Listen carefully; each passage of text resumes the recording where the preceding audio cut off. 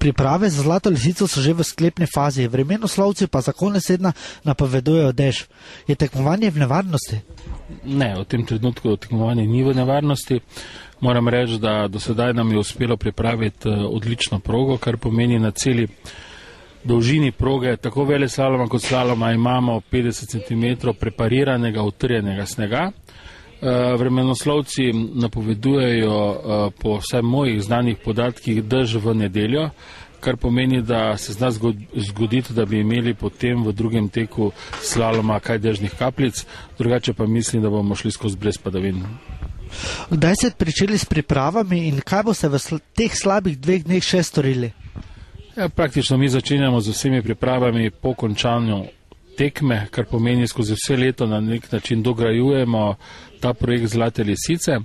V zadnjih 2 dneh, da tako rečem, ali pa dnevu pa pol, gre bolj ali manj za realizacijo vseh zastavljenih projektov, kar pomeni zadnje čekiranje in seveda izvedbo.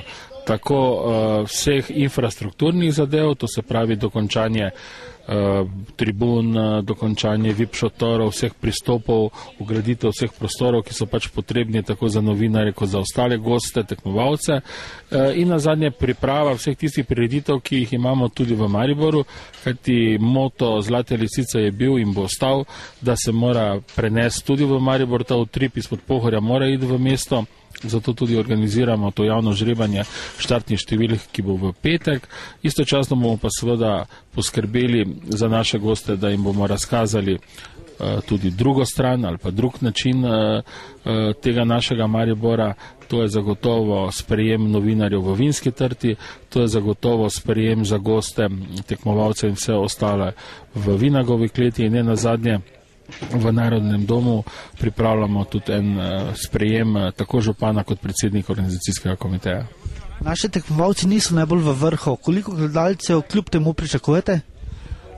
Res je, da niso v vrhu, ampak moram reči, da nekateri rezultati, ki so bili doseženi v tem svetovnem pokalu vse v zadnjih mesecu dni, govorijo v prid temu, da se njihova forma vzdiguje, prihajajo novi obrazi, mlada dekleta in jaz sem večni optimist in sem prepričan, da bo naša ekipa tudi dokazala na tej tekmi, da je na pravi poti, da bo nekaj naredila.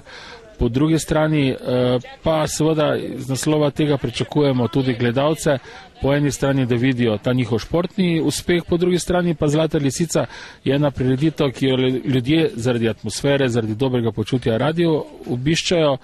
Naša želja je, da bi v obeh dneh tekmovanja prišlo pod Pohorje tam nekje do 20 000 ljudi.